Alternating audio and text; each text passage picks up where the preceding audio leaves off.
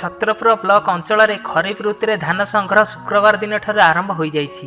ଏହି ଅବସରରେ ଶୁକ୍ରବାର ଦିନ ଛତ୍ରପୁର ବ୍ଲକ ଅନ୍ତର୍ଗତ ଜମାଖଣ୍ଡି ଗ୍ରାମ ପଞ୍ଚାୟତ ଅଧୀନସ୍ଥ ବଣ ବୁଲାପଲ୍ଲୀ ସେବା ସମବାୟ ସମିତି ଲି ପକ୍ଷରୁ ଧାନଖଳାଠାରେ ଛତ୍ରପୁର ପଞ୍ଚାୟତ ସମିତି ଅଧ୍ୟକ୍ଷ ପ୍ରତିନିଧି ତଥା ପୂର୍ବତନ ଜିଲ୍ଲା ପରିଷଦ ସଭ୍ୟ ମୁନା ଦାସ, ଯୋଗାଣ ନିରୀକ୍ଷକ ଏମ୍ଇ ଜ୍ୟୋତ୍ସ୍ନାରାଣୀ ପାଢ଼ୀ, ସରପଞ୍ଚ ସିଏଚ୍ ମନୋଜ କୁମାର ରେଡ୍ଡି, ସମିତି ସଭାପତି ସିଏଚ୍ ସତ୍ୟନାରାୟଣ ରେଡ୍ଡିଙ୍କ ଦ୍ୱାରା ରିବନ କାଟି ଧାନ ମଣ୍ଡିକୁ ଉଦ୍ଘାଟନ କରି ନଡ଼ିଆ ଭାଙ୍ଗିଥିଲେ।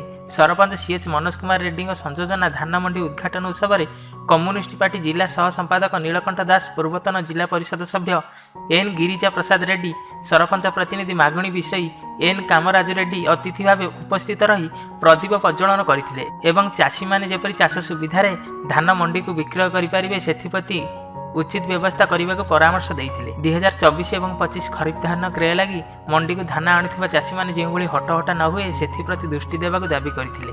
ଏଥିରେ ଚାଷୀ ସିଏଚ୍ ସୁଧାକର ରେଡ୍ଡି, ତୁମ୍ବେଶ୍ୱର ରେଡ୍ଡି, ସନ୍ତୋଷ କୁମାର ରେଡ୍ଡି, ସୋମନାଥ ନାୟକ, ଅରକ୍ଷିତ ଗୁରୁ ଓ ସମ୍ପାଦକ ଶିବରାମ ମହାପାତ୍ର, କାର୍ଯ୍ୟନିର୍ବାହୀ ଅଧିକାରୀ ଦଣ୍ଡପାଣି ପ୍ରଧାନ, ରାଜସ୍ୱ ନିରୀକ୍ଷକ ନିଜର ଖରିଫ ଋତୁରେ ଅଦିନିଆ ବର୍ଷା ଯେଉଁଭଳି ଚାଷୀ ଭାଗଚାଷୀମାନଙ୍କ ଦ୍ୱାରା ନଷ୍ଟ ହୋଇଛି ସେହି କଥାକୁ ଦୋହରାଇବା ପାଇଁ ଯାଉନାହିଁ। କେବଳ ଧାନ ଏଫ୍କ୍ୟୁ ଧାନମାନ ଶୁକ୍ରବାର ଦିନ ଅଳିଆବାଲି ଛକ ଲିଙ୍ଗରାଜ ସାହୁଙ୍କ ଶ୍ରୀକ୍ଷେତ୍ର ଟ୍ରେଡର୍ସ ଧାନ ମିଲ୍କୁ 1000 କୁଇଣ୍ଟାଲ ଧାନ ମଣ୍ଡିକୁ ନେବା ପାଇଁ ଧାନ ଧାର୍ଯ୍ୟ କରାଯାଇଛି। ଶୁକ୍ରବାର ଦିନ ପ୍ରାୟ ଚାଷୀମାନଙ୍କଠାରୁ 400 କୁଇଣ୍ଟାଲ ଧାନ ମଣ୍ଡିକୁ ଆଦାୟ କରିଛନ୍ତି।